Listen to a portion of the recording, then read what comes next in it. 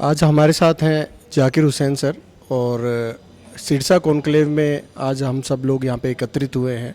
तो सर आज हम जानना चाहेंगे आपसे कि जो ये कॉन्क्लेव हुई है इसमें कौन कौन से टॉपिक्स के ऊपर डिस्कशन हुआ और किस तरीके से ये यूज़फुल है डायरेक्ट सेलिंग इंडस्ट्री के लिए।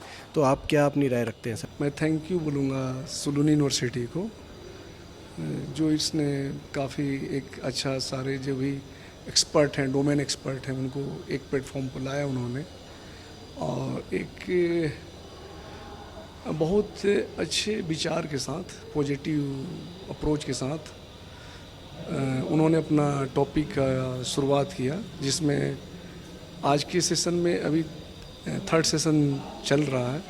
जो शुरू के 2 सेशन थे, पहले सेशन में मैं भी पैनल में बैठ रहा था, उसमें था कि जो भी स्टेक होल्डर्स हैं उनका क्या रोल है। तो वो मॉर्निंग वाली डिस्कशन काफ़ी डिटेल में हुआ था और सब ने अपने पॉइंट्स रखे।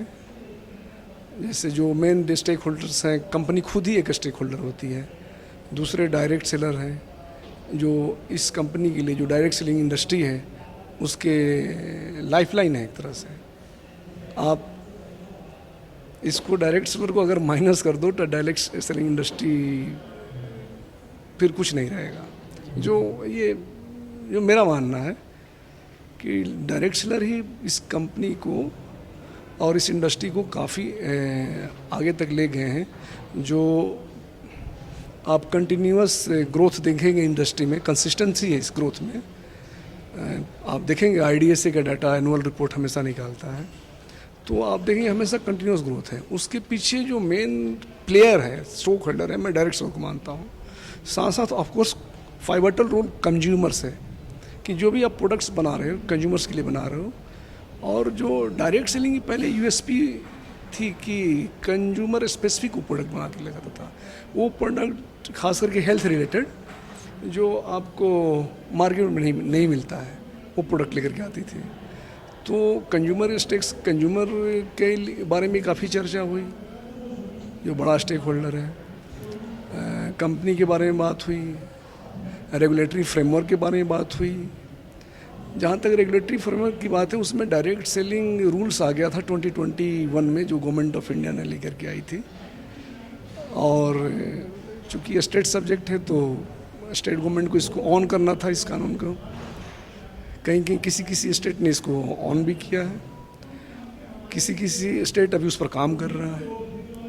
बट आज के इसमें ये था, जो मेरा मानना है कि जो एथिक्स है इस इंडस्ट्री की, आज भी जैसे जितने भी डिबेट में बातें हुई, जितने भी इतने सीनियर लोग थे जो मोर देन 25 एक्सपीरियंस है उनके पास इस इंडस्ट्री का, तो सबने ये बात माना कि कहीं ना कहीं एथिक्स में हम ढीले पड़ जाते हैं, कंप्रोमाइज़ कर लेते हैं। क्योंकि गवर्नमेंट ऑफ इंडिया ने डायरेक्ट सेलिंग के बारे में जो रूल लाया है उसमें बहुत अच्छे तरीके से डिफ़ाइन कर दिया है।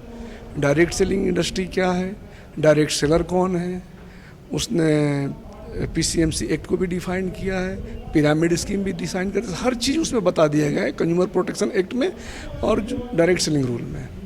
उसमें बहुत क्लियरली बताया गया है कि डायरेक्ट सेलर क्या है, उसको क्या मैंडेट है, डायरेक्ट सेल कंपनी है क्या मैंडेट है। अगर कोई भी व्यक्ति इस कंपनी में आना चाहता है, इस इंडस्ट्री में अपना बिजनेस करना चाहता है, तो अपना बिजनेस कैसे शुरुआत करेगा।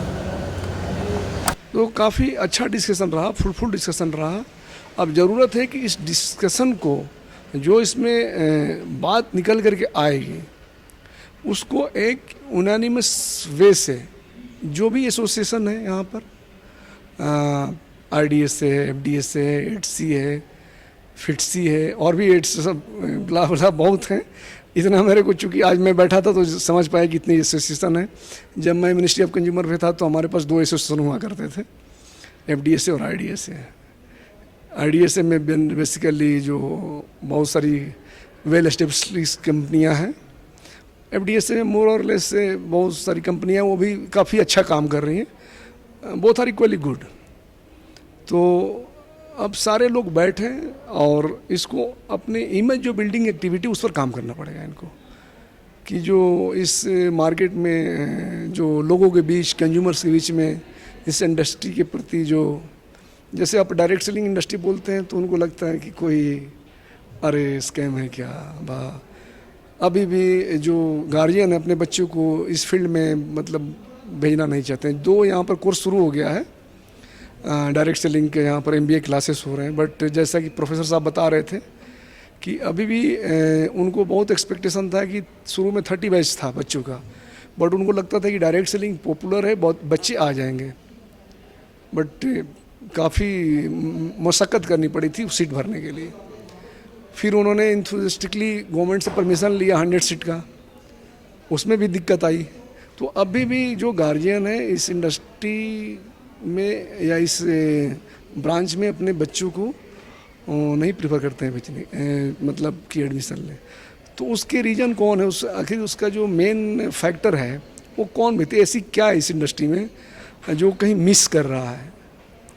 उसमें एथिक्स की बहुत थोड़ी सी हमें जो लगता है कि जो एथिक्स है, हालांकि हर एसोसिएशन और हर इंडस्ट्री आप जाएंगे इनके वेबसाइट पर तो सब ने अपने कोड ऑफ एथिक्स लिख रखे हैं, बट वो कितना वो रिलीजियसली फॉलो कर रहे हैं खुद के, उस पर देखना पड़ेगा। जो अभी हमारा परसेप्शन है चेंज होने लगा है, अभी ये 30 साल पुरानी इंडस्ट्री है, तो आपका क्या मानना है कि अब से आगे अगर हम देखते हैं आने वाले 10 सालों में और 15 सालों में कितना कुछ इस इंडस्ट्री से हम लोग चेंज ला पाएंगे और चेंज होगा, as per your experience sir?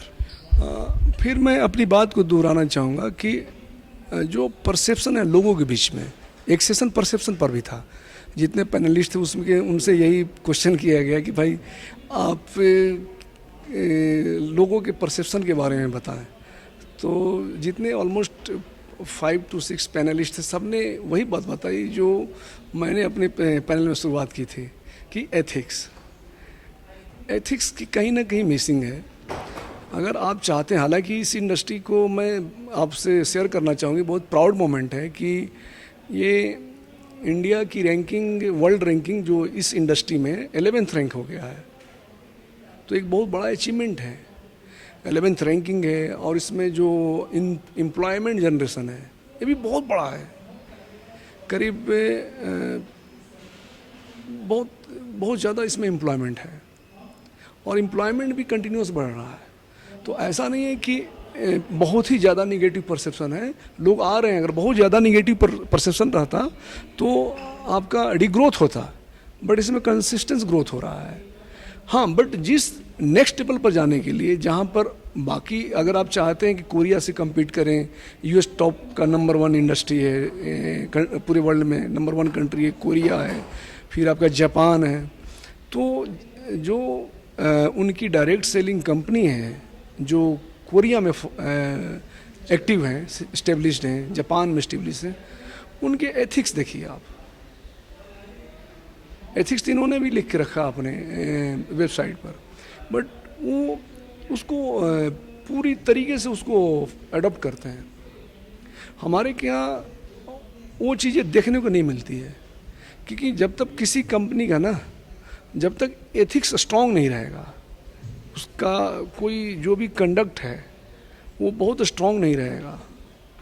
आप बोलेंगे कि मैं एक्स चीज़ दे रहा हूँ, बट एक चीज़ कंज्यूमर के पास नहीं पहुँच पा रहा है, कंज्यूमर को आप मिसलीड कर रहे हैं, तो फिर इंडस्ट्री को वहाँ नहीं देख पाएंगे in comparison to other country. So company को टॉप लेवल पर भी ले जाना, ये जिसका ये बच्चा है वही करेगा। बच्चा जो डायरेक्ट सेलिंग कंपनी है, जो मेन की प्लेयर्स हैं, उनकी बहुत ज़्यादा जिम्मेवारी बनती है कि जो आम लोगों के बीच में हमारे जो सर्टेन काइंड ऑफ जो मीथ है, एक्चुअली मैं मीथ बोलूँगा, ये कहना कि ये नहीं है, लोगों को मीथ है कि ये इंडस्ट्री बहुत अच्छी नहीं है, बट डेटा जो है वो अलग बता रहा है। डेटा मतलब पॉजिटिव ग्रोथ है इसका, तो वो मीथ को आपको क्लियर करना पड़ेगा। क्लियर करने के तरीके हैं, लोगों को एजुकेट करना पड़ेगा। जैसे मैं आपको बधाई देता हूँ कि आप इस पर बहुत कंटिन्यूअस अच्छा काम कर रहे हैं, लोगों को बता रहे हैं कि इंडस्ट्री क्या है, इंडस्ट्री में लोग कौन हैं। जो इंडस्ट्री में लोग हैं सच्चे और ईमानदार हैं।